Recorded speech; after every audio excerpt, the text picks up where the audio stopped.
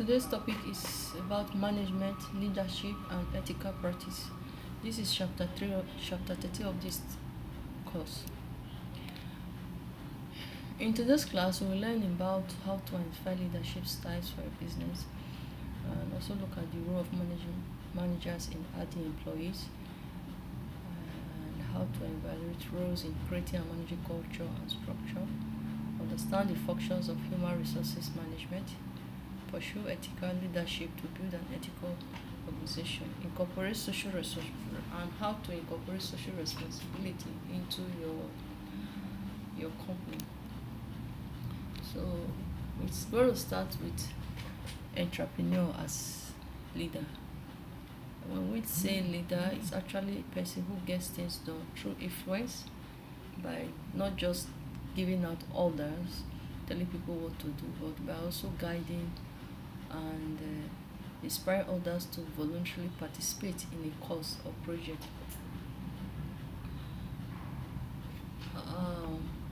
A leader is supposed to set the tone for how the business operates. So even if the manager, both the manager, all the employees, from the senior employees to the junior employees, you have to, as an entrepreneur, you have to set the tone for how the business should be operated, and you are supposed to be honest and straightforward, because when these two things are not present, it's going to bring about disorganization and it's going to be chaotic. And this, when there's disorganization and chaoticness, it will also reflect in the company too, and you see the way and manner in which the business of the company or the business is operated will show dishonesty and straightforwardness.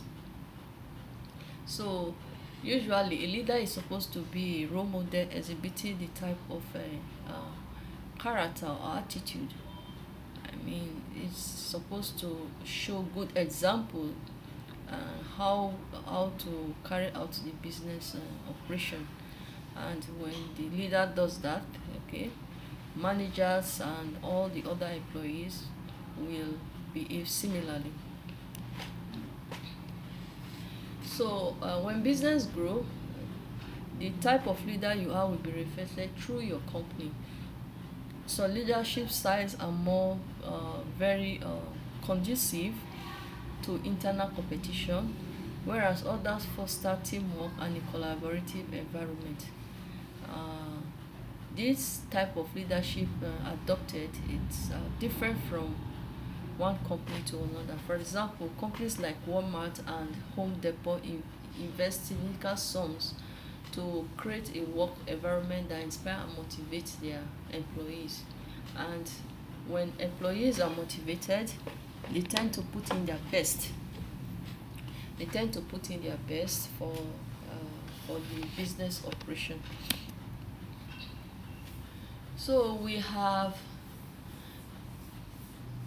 the principal styles and drawbacks are that can bring drawbacks are cohesive, authoritative, affiliative, democratic, pace setting, and coaching. According to researcher Daniel Comer, the principal styles and their advantages and drawbacks are cohesiveness, okay, authoritative, affiliative, democratic, pace setting, and coaching. All these are different types of leadership style that can be adopted.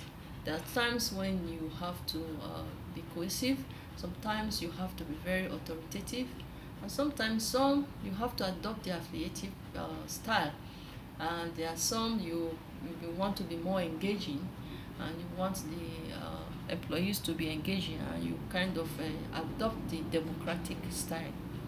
Then we also have pace setting, that is living by setting examples, being a role model that will be worthy of emulation. That means you do it and try to set the pace. Then we have coaching. Coaching means you teach them, train them and carry them along from process to process, how the business operation should be carried out or done. Then we're going to look now we've already seen the types of what is leadership, entrepreneurship in leadership, and types of style of leadership. We're going to see how entrepreneurs can compensate themselves, because being well compensated, it's a way to actually get motivated, and also motivate your employees.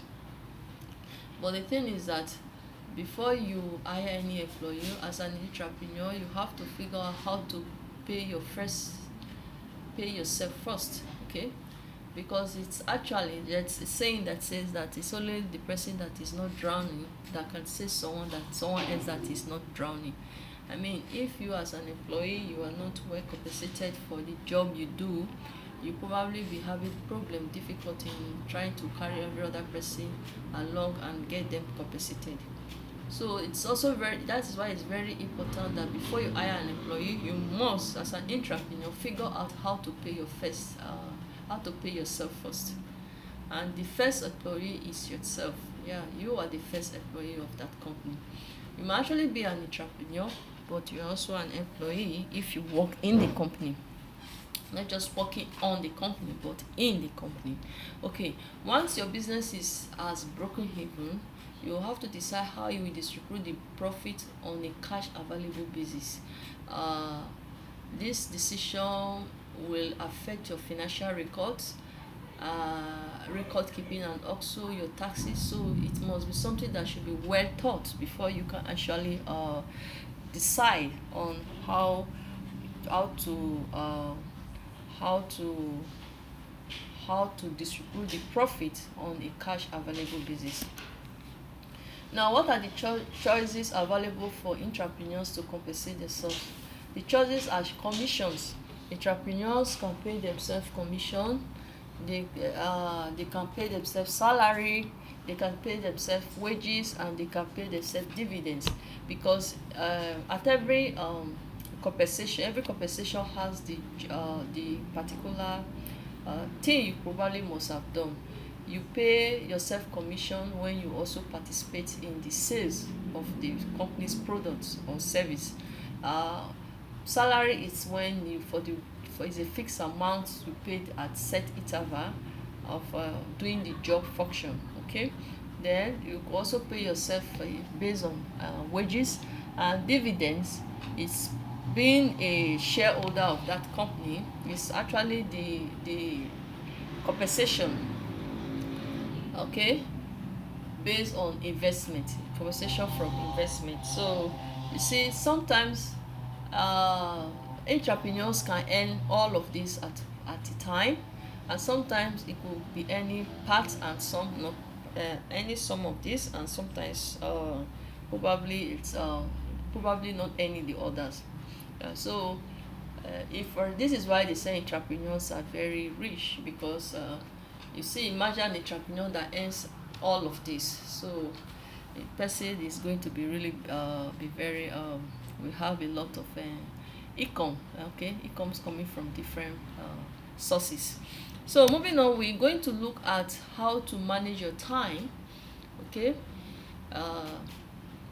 after the leadership style, we've talked about compensation. Now let's talk about time, because time, according to, we can say time is money, right? So leaders must learn to manage their time so they can accomplish more, because if they don't maximize their time, they will probably be very, this is when you say they are working so hard, but yet the outcome is very little. So when time is well managed, that is when we say the person is actually working smart. Okay, time management issues are also more difficult for leaders who cannot let go decision making. As a leader, you must delegate some decision making and some responsibility to the employees, okay, or or probably managers that are in charge of such responsibility. So when the leader delegates this type of responsibility, you have enough time at hand to do other prioritized responsibility, or other prioritized things that will contribute to the success of the company. So one of the important thing to learn as a leader, you must learn to manage your time efficiently. Okay, and when you manage your time efficiently, it means you do more with less time, and it will be very, very productive. Then another thing is that there are ways you can plan your time. Okay, you can actually schedule your time in different ways, and you can use any of the methods suitable.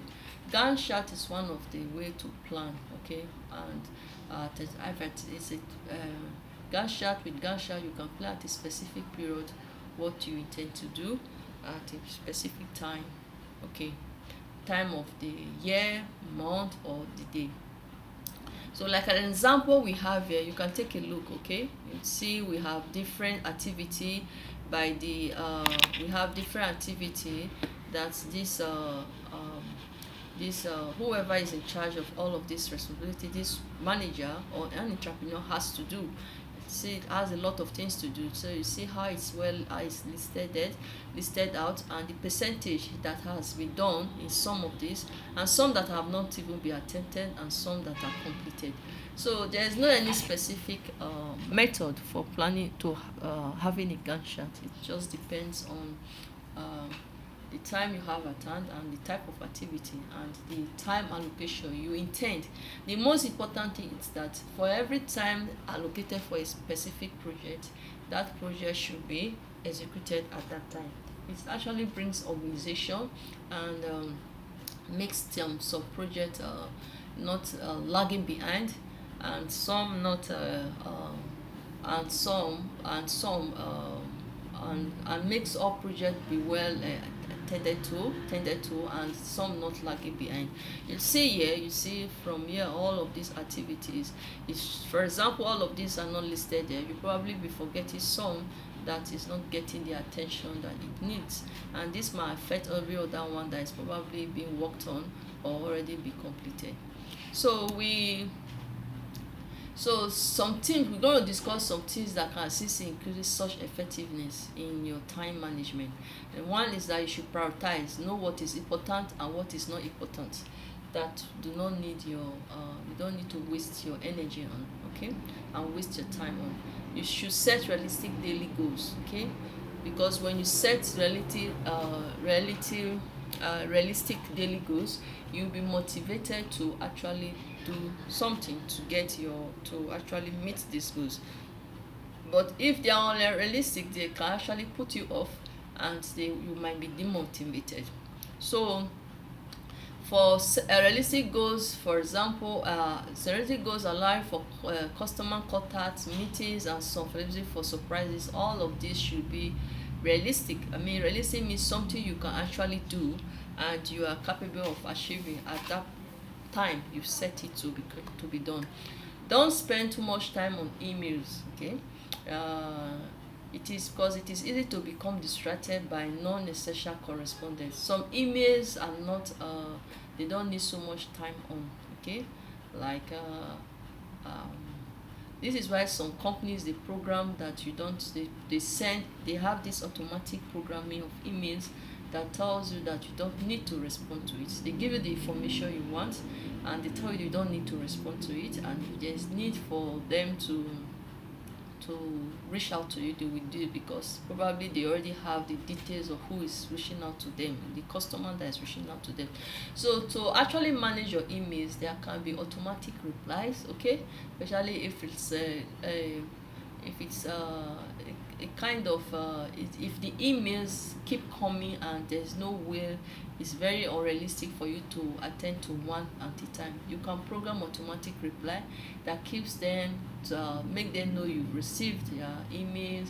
You'll probably be replying later, or you are working on what they've complained about, or their request or whatever thing they've emailed you to. So these are ways to actually respond. Okay, so it will be very time consuming to start opening from one email to another to read at the point in time, and time delay and time wasting.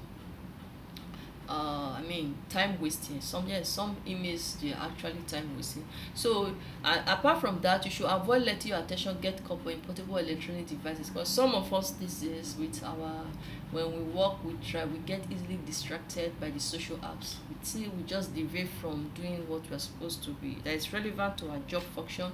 We deviate into browsing, doing all the other stuff that is not relevant to the job at hand. Then schedule sit-down meetings only when they are very important and needed, and they will be efficient. Only accept meeting invitation where your presence is required. Meeting invitation in a place where your presence is not required or is not mattered should be avoided, okay, to save time, okay, for other important things. Delegate responsibilities and authority, and trust your team to hire the best people to do this job, and support them in their success, okay, in carrying out executing these jobs, this job, okay. Now remember to allow yourself downtime with whatever you do. You should always allow yourself to have time, allow yourself to wind up, okay. You try to play, okay, because when you relax, all work and no play makes Jack a dull boy, right? So sometimes when we try to relax and have fun, relax our nerves, and try to have a time for it actually gives us time to be more creative, okay. So when we have time for ourselves, we are not only taking care of our mental healthiness, but we are also relaxing our body, okay, so that we could do better, okay, when we return back to job. So this is why it's very important, no matter how busy you are, you should create time for yourself, your well-being, okay. And when you do that, you tend to do things better later when you return back to the job.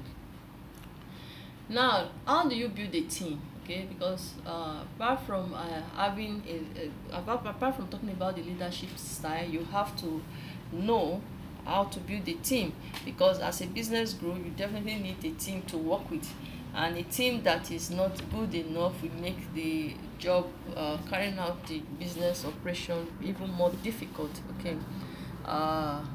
So at every point, at every stage, the company will there's a stage when the company grow up to, and the company will be needing a professional management. Initially, when they just start, it's they you can manage on your own, but it gets to a point you must the company must employ and engage a professional manager.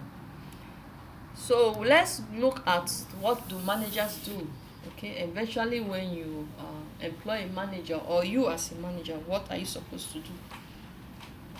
The thing is, the managers, they plan. They do not only plan, they also organize, they lead, and they control. In the planning, okay, in the planning, the managers, which is this one, in the planning, the managers, they have types of planning they do here, okay. Let's say we have the 3 year. We have a strategic planning, tactical planning, and operational planning. So I'm going to tell you the difference, how they are different. For strategic planning, is actually designed to achieve long-term growth, sales, and positioning goals for a business. Then the tactical plans, which is number two, okay, it's it's for short term, okay. The first one is for is this one is for like 3 to 5 years, okay. I was supposed to write this 3 to 5 years time period, from 3 to 5, okay. Okay, but the tactical is just for a short term, like 1 year or less, okay. This is just like 1 year, okay. I was missing up the years. Okay, let's say this is just for 1 year, and it's the implementation that has limited specific objective. It's limited and has specific objective. Okay, it's just a short-term plan to short-term plans or implementation that has limited specific objective. Then the last one is the operation. Okay, we're going to look at the operation. We're going to look at the operational plans. For will operational plans is also stated short-term method for achieving tactical goals. Okay, it's a short-term method for achieving tactical goals. So we're going to move on, and we're going to talk on other aspects of organizing what managers do. Wow, do and what they should do with their time. They organize, they put everything together. Okay, they just organize, they lead. There are times when they have to lead, they lead the team. Okay, they actually give a pace center, and sometimes they have to tell the team what they should do. They control who should be doing this, what you should be doing, and stuff like that. Then we're going to look at recruitment. How do you all of this controlling, planning, you need to first of all recruit people, find and hire employees that you are going to be directing, you are going to be planning with, directing, controlling, and organizing with. Okay, so these are the possible ways to bring good employees into your business. The first is that you can bring them as partners. You could even hire them as experts. Okay, or you could even be on part-time basis. So whichever method it's okay, you can adopt as it best suits the business. And also with the availability of resources. Usually this can be very expensive, because when you intend to hire experts, it means you have to pay, right? And most times experts, they cost a lot to hire them. See, they cost a lot to hire them. So you could either adopt this partner, okay, or hire someone as a part-time, or you could even be full-time if you can afford full-time. Okay, but for business that has already grown, that has already broken even, it's okay. The business could actually adopt all of this or use any of the methods, okay, to bring employees into the business. So there are specific steps in the recruiting process. When you decide and you've decided on the type of recruitment, but you must follow these specific steps, okay, to be on the safer side. First, you have to define the job. What job do you want to recruit someone for? You have to post and advertise the job. Then you have to, when you post and advertise the job, it could be through social media, it could be through words, mouth to mouth. Tell your friends, family, or people around you, your customers, or competitors. Not competitors, okay, I won't say competitors, I mean customers, suppliers. Okay, or you could even post in newspapers. Okay, or even advertise through other social medias, like you can use television. Okay, whichever media that's best suitable. So this advert must state this job function, and so that because when you state the job function, you already started filtering. You've already filtered the type of people that should apply. I mean, when you state the job, not just stating the job. I mean, for example, you say you need a cook, right? For example, let's say not a cook, let's say an accountant. Okay, let's go for with a skilled job position. You must state the job function of what the accountant will be doing. The accountant will be the one to audit the firm's accounting books, take records, probably carry out internal or external transactions, okay, follow up on customers deposit. All of these job functions should be stated in the advert. The screening resumes and all applications after after these job functions has been stated and people have applied. The next stage, which is number 3, is to screen resumes and all applications. You have to screen and see whether the people that has applied, the level of skill, how it suits the job function you advertised. Okay, they assessing the skills. You have to assess the skills, okay, because there are some skills that are actually they are multi they are kind of multi there are some skills that might not be specific but they can fit in, okay. Like for example, you could be an engineer, you want an engineer in telecom, but you got an engineer in mechatronics, for example. You see that it's something this mechatronics engineer can fit into the telecom engineer and stuff like that. So all this, you have to assess the skills and see how the one that best suits the job. Then interviewing the candidates, you also have to interview the candidates.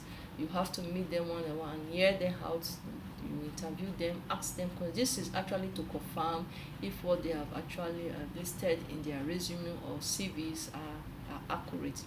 Then you have to check with references. References are people that have had dealings with the with the job seeker. So usually the reference are usually put at the end of the CV or resume, but sometimes these days you see some applicants, they exclude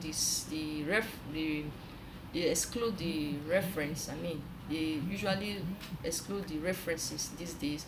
However, if it is excluded, you can request, okay.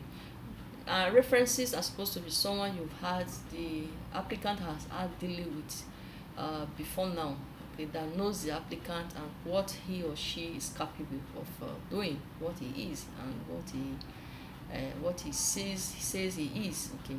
Then you have to negotiate compensation. You negotiate compensation, you make it knowing how much you, the business owner or manager, intend to pay. Then you hire. So let's look at terms that has to do with recruitment, like job profile, position description, interview guide. I already gave you the description. I already explained that. It tells the knowledge, skills, and ability of a job profile. You have to put that, okay. That means you describe what kind of job what type of what the job requires. Then let's move on. We have what they call behavioral interview and job offer letter. So for job offer letter, is actually an invitation that is extended by an employer to a candidate that he or she has been selected for the job and the position has been offered to the position has been offered, and in that document it should state the date he's supposed to resume and the date it was offered and the salary that has to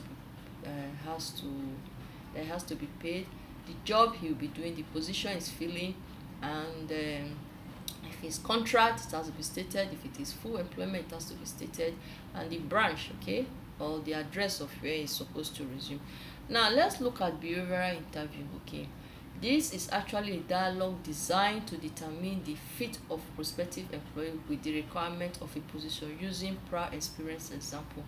Yeah, this behavioral interview could be for someone that already has the experience and someone that does not have the experience. For someone that already have the experience, you probably want the person to share all the experience he has had with the job he is applying for, okay. Then if it's someone that does not have an experience in buy, so in this type you could actually put the question to them, asking them if their inquisition and such situation comes up, how they will handle, okay, how to handle the situation. So once you decide to add employees to your company, it will take considerable time and effort to identify and hire the right talent, because sometimes it's not just about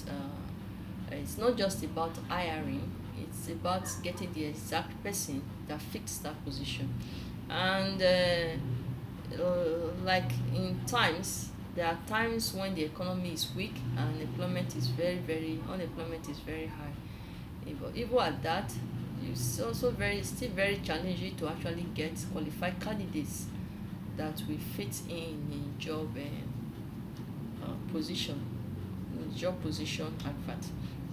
So you may actually find individual to bring into your organization rather than waiting for them to come to you. So it could actually be very challenging, because sometimes when they come to you, it could be the ones that are coming to you, they do not fit this position. So you, as a business owner or manager, you have to go out there and look for these people. And if you are growing rapidly and you are looking for skilled educated workforce, or if you are hiring executive, recruitment may be the key to successful hiring. Okay, so these are all about recruitment. Now let's see some ways to find the employees that will fit your company. Include the following: campus recruiting. That means you visit established companies or visit college campuses to recruit people.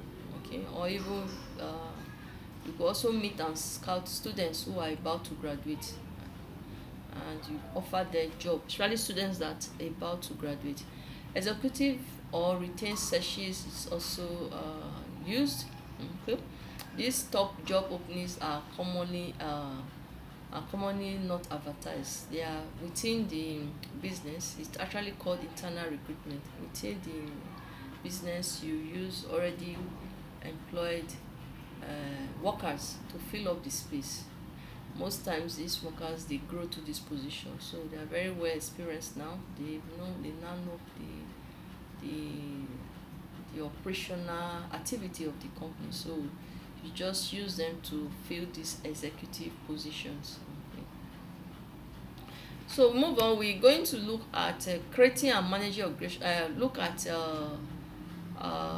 let's see, creating and managing organizational culture. So the primary role of the founding entrepreneur is to convey the vision for the company and to foster its culture.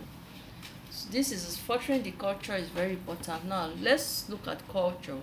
It's actually shared beliefs, values, and attitudes, informally referred to as how things are done and are done around a business or an organization or corporation. So the culture of an entrepreneurial firm can be its competitive advantage, because if you have good culture, you have advantage over other companies that are doing similar thing like you do. So the culture you create for your business should be a strategic translation of your vision and mission of that business, and this should be transferred into the norms, values, and behaviors. So these are internal communication. These are selected aspects of personal culture communication, and how it should be. Okay, positive, upbeat, affirming information sharing, including financial performance. So all this you can actually take a look on them on your own. We also have the structure and hierarchy and all that too. Okay, all this you can take on. So as you create and grow your company, you will change its organizational structure for your evolving requirements. Like initially, you may be a one-person band, hardly all responsibility on yourself, but as the business grow, it's become a bigger responsibility you cannot handle. So you have to recruit, you have to recruit and come up with a team that is centralized locus of control, with team members serving in its multiple roles. Whatever organizational structure you choose for your company at each stage of growth, it should be a strategic decision, a decision that is strategically made. So we have line organization, we have line and staff organization, we have span of control, chain of command. All these are an aspect of determining organizational structure, you must know. Okay, this it's a kind of a business structure where the you don't there's someone you have to report to, and the next person report to the next one. You do not jump the line. Like for example, you must report to your coordinator. The coordinator probably report to the head of department will report to the manager. It's a line, a business structure in which each person reports to a single supervisor. You have a supervisor or a coordinator. Then we also have line and staff organization. This is a business structure that includes the line organization plus staff specialists such as attorneys who assist in the management. Okay. Then we have span of control, the number of direct reports for a manager or supervisor. Then we have chain of command, the hierarchy of reporting and communication. And this must be maintained to keep for the business to function better. So this is an example. We have the management organizational chart. Sometimes when you visit some companies, you see they have the organizational chart displayed. Or you have the president and the name, you have the production, okay, you have the marketing head, you have the service and finance head with their names there, okay, and their positions, okay. So this is a typical, and some they can, like this one is 2 level, this is the first level, this is second level. There are some that are up to like 5 level. You still have some here, okay, maybe you have here production, right? Okay, maybe here you have for production, let's see, okay, we have one here. Okay, I think I should probably practice more of drawing, right? So we have production, we have vice president, we have Gina Arnold. Okay, so for this production, it could be this one could be for in production. What can we have under production? Let's see, what can we have under production? Like this should be the production department, right? Let's see, it could be purchase, right? Yeah, let's say we have purchase here in production. Yeah, and here you could be let's see what other thing I have in apart from purchase. Let's see, production department possible. Okay, we could also have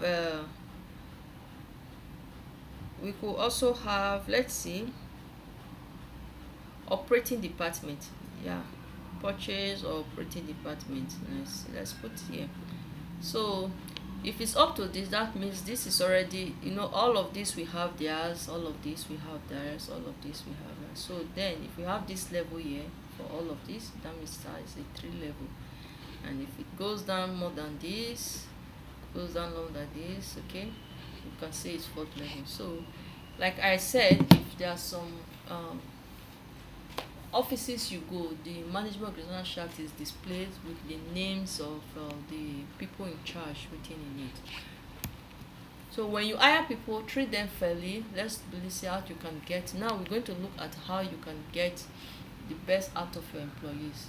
First, that you, after you hire them, you must try to be fair with them, and you should give them respect. Okay, respect is reciprocal. When people know they are respected, they are happy. Okay, they know they are giving regards. You should listen to them. Respect for individual, not just respect of listening to them, hear their complaints or hear their opinions or ideas, but respect for diversity too. No matter the person's nationality, religion, as far as you decided to take the person, you should respect them, their nationality, religion, okay, their color, no matter the person's race, person should not be disrespected. The gender should not be disrespected. Highly educated, not educated, this is all diversities. We are diversified, right? So all of this, then we should try to balance our work and create family, a kind of character culture that affirms the value of employees, because employees who are valued are likely to want to go the extra miles for their employers. So these are basic guidelines to be a good, excellent employer. Okay.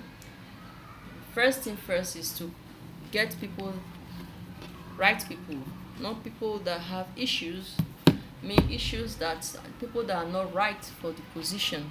Because when you take people that are not right for the position for one reasons or the other, for one reason or the other, you're going to have a lot of problem, challenges, and that could bring a lot of disagreements, arguments, fight, and a lot of things will not go well, and then there will be issues. Okay. And you probably fail they will probably fail in their carrying out their job function. You should also take time and effort to fill position with personnel who fit is at least half the battle. Yeah, because when you take the exact person for the position, not using favoritism, okay, or using based on what do you call it, tribalism or whatever reason you fit, and the person does not fit, you've really killing the business or the organization or corporation. Know each employee's knowledge, know them, know their knowledge, their skills, their abilities, interests, and character traits. In short, it's even great when you know your employees by their names. A lot of employees like that you know, you recognize them and know them by their names. But I know sometimes there could be so many that there's no how you probably be knowing all of your employees.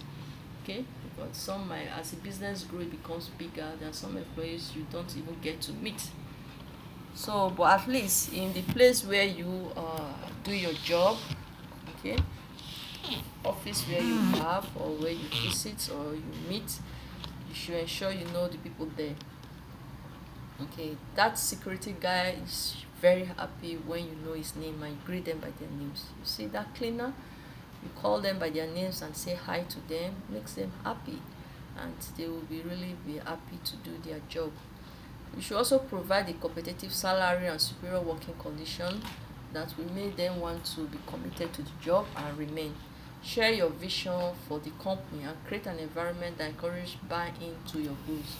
So because when you share your visions, they know it's easy for them to follow the steps in achieving the vision, and it's easy to buy them into your goals.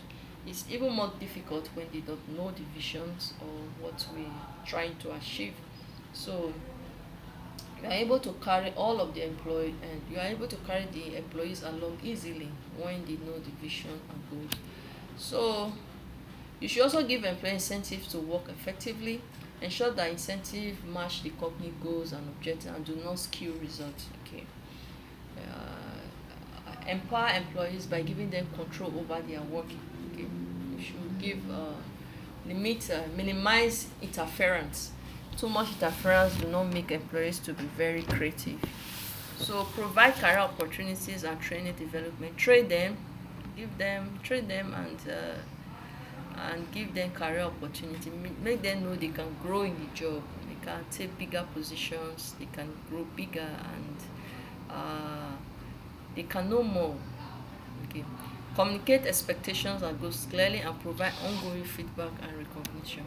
All these are ways to motivate your friends. So now we are going to look at the HR. HR is usually human resources. They are in the charge of hiring, training, developing, and compensation of a company. And most companies, most small business do not have the HR department. Okay, because the probably usually the company will probably only be needing a full-time human resources professionals or professional if it has 20 or more employees, but anything less than that you probably might not be needing. Okay, so uh, we're going to we are going to look at, let's see, we're going to look at we are going to look at for companies. Okay, for companies of sufficient size, each of the following areas might represent one or more full-time jobs in the HR department: compensation and payroll, benefits, organizational development, education and development, labor law, and HR compliance. Okay, they usually are in charge of these payroll taxes. Okay, these ones are payroll tax, the Equal Pay Act, or this varies from state to state, probably from one country to another. Okay, so all of these they are in charge of things that has to do with fair labor standard, age discrimination in employment, disability, immigration reforms and control, or immigration reforms. Immigration, probably you'll be transferred to another branch of the country, right? Jobs, international jobs that has branches all over the world. So the HR are in charge of all of these aspects of employees in the company. So we let's talk about performance appraisal. This is just a performance appraisal. It's a formal process used to evaluate and support employees' work performance, and you can maintain and build your team through appraisal and through follow-up. It's an opportunity. Using the performance appraisal is an opportunity to communicate goals, establish training and development needs, and provide feedback to increase productivity and employee retention. So the key to it is to plan and to be consistent. So this is an example of a performance appraiser. Okay, this usually define these are the items. Okay, the items should be able to answer questions that has to do with competence. Okay, depends on what you are there. We also have overall rating for competencies. Sorry, I said competitiveness. Competencies. For competencies, we have items like quality focus, leadership, teamwork, development specific competency, planning, and organizing. So this you rate yourself. I mean, you'll be rated, and then there will be comments. Usually these are from the supervisor or manager, and there is no, though this is the format, there's no limit to the types of items that should be in the performance appraisal. There have to be items that will reflect your performance.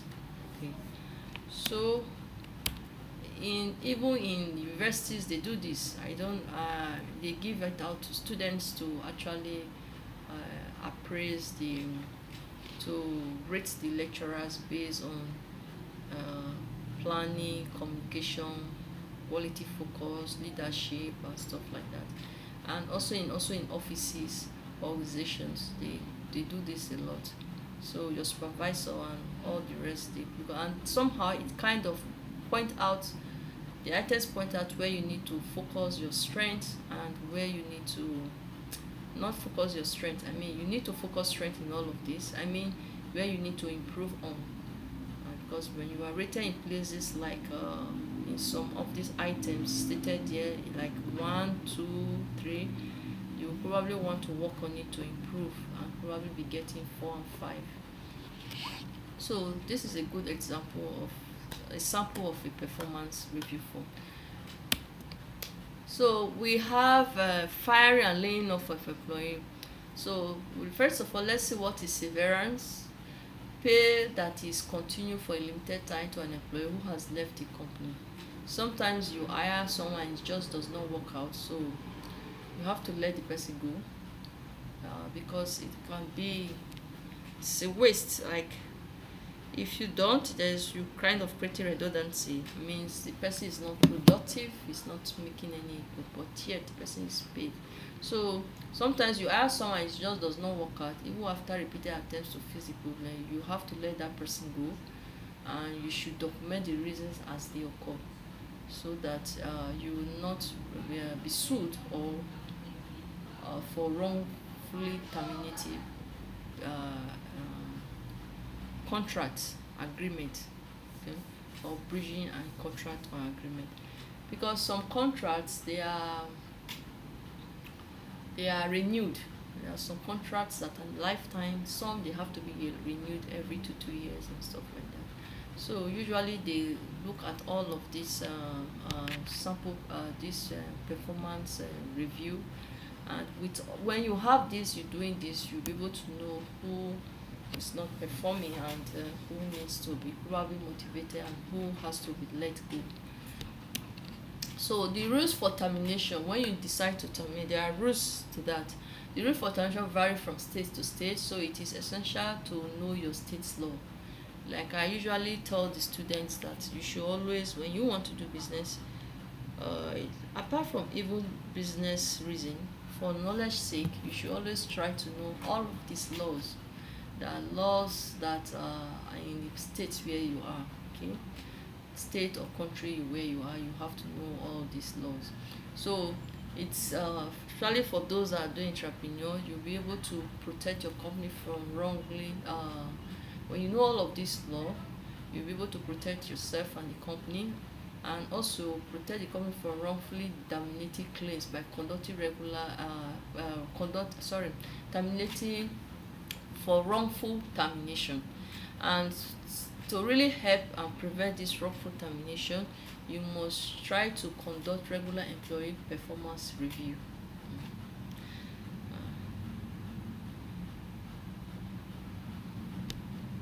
So we're going to look at ethics now. Ethics is a system of moral conduct and judgment that helps determine right or wrong. Okay. Like true leadership comprises of all of the actions and attributes that have been noted, plus the personal values underlying them. So the golden rule is that we all know the golden rule, right? You should do unto others as you will have others to do unto you. Yes, this is a golden rule.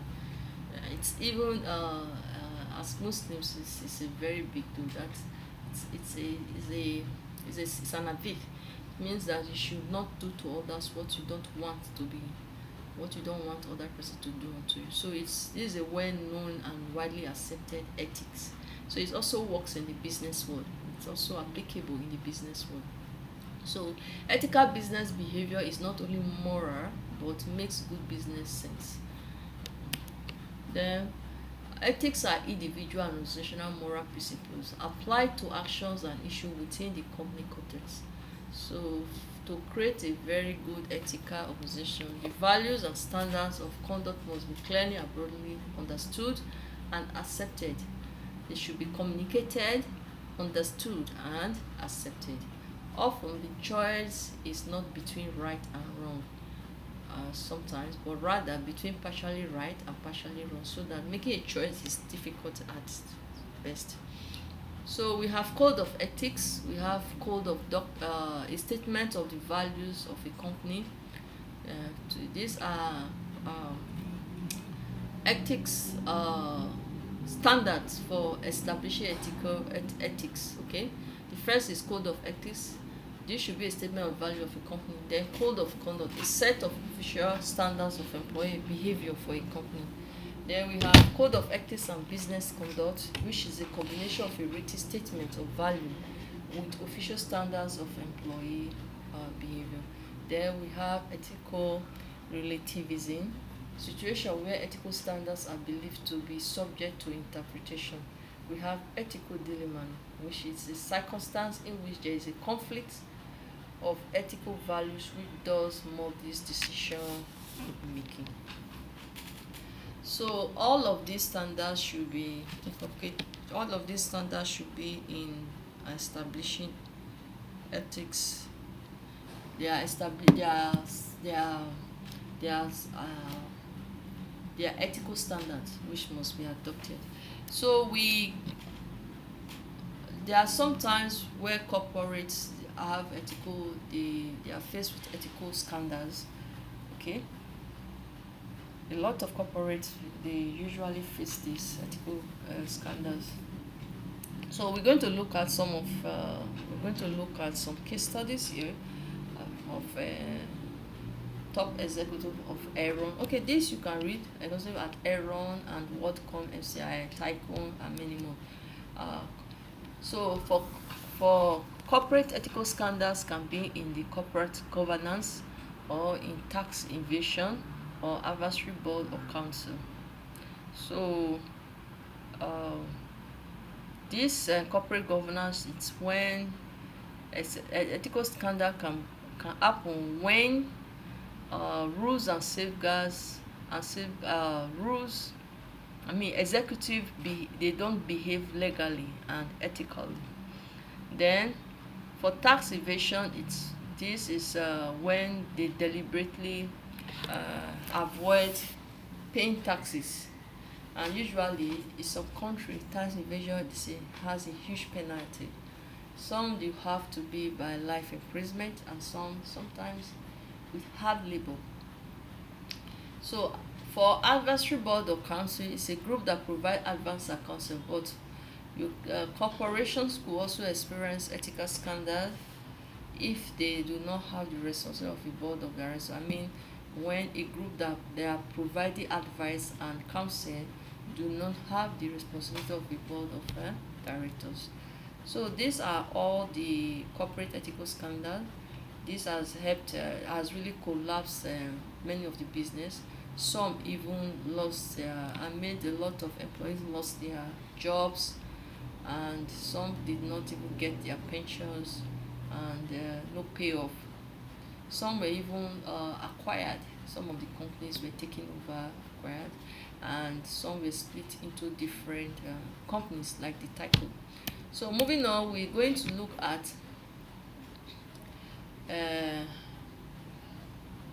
how your company remain both ethical and legal as it grows. Okay, you have to be, as the business grows, it must be ethical and it must be legal as it grows.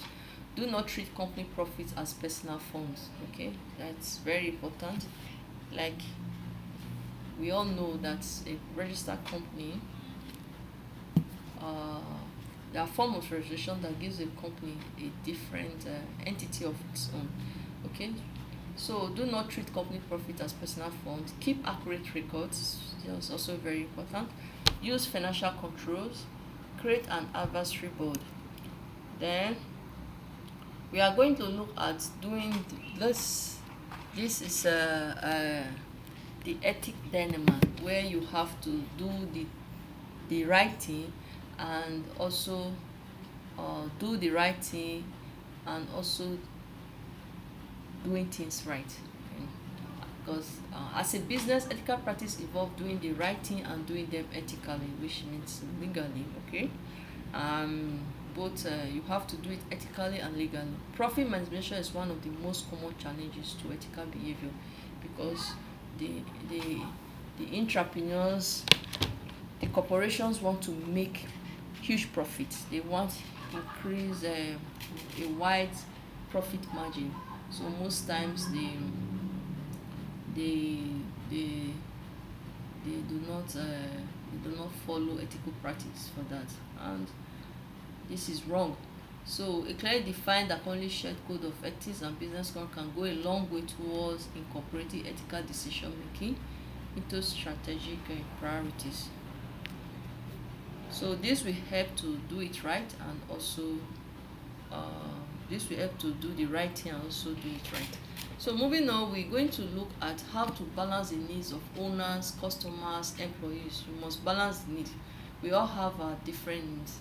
As a business owner, your need is different from as the customer, as the business customer, and your need is different from the employee's customer. So how do you balance this? The first thing is to retain integrity. With integrity, you'll be able to balance this. It can also, although it can become complex, okay, because one of the most difficult things in this world is to manage people, because our needs and wants are different. So it's very challenging to actually balancing, because sometimes what seems right might not be just and fair, and what seems fair might not be right. So and to one person or the other, what you feel is right is unfair. So these are always the challenges. However, as an entrepreneur, you must try to avoid and try to strike a balance, okay, and meet the needs of as an entrepreneur. Meet your needs as an entrepreneur. Also meet the needs of the customer and the employee.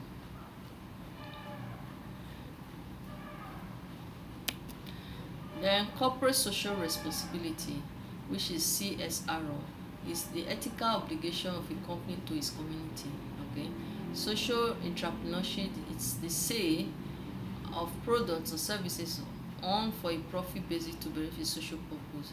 The in-kind donation is a contribution of products or services that may include time or goods rather than cash. All these are terms that are associated with social responsibility and ethics. So as a company, you must exhibit your commitment to the community, the environs where you operate. You can actually serve them through a variety of means, and also motivation.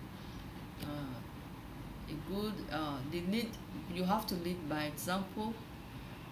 It's the best way to command the attention and respect of others, also for your employees and your people, customers, and the people you deal with.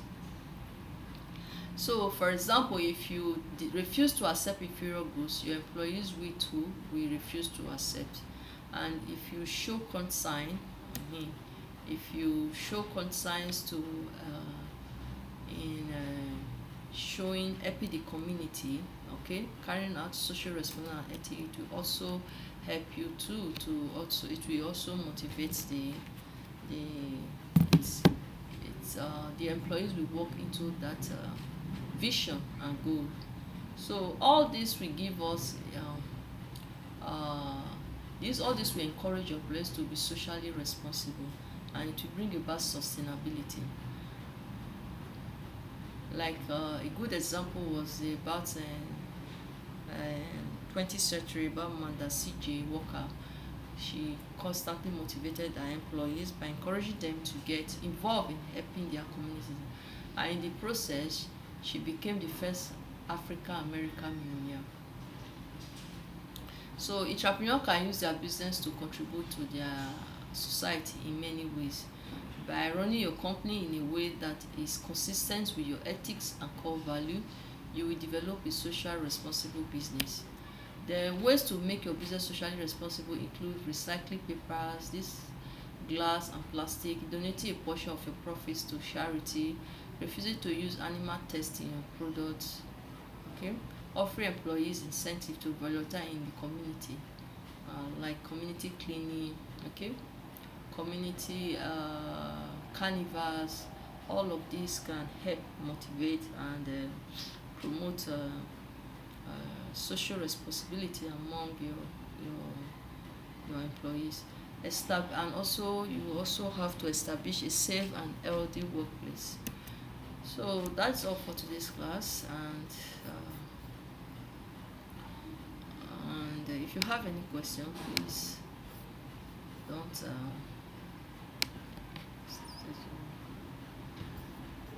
bye.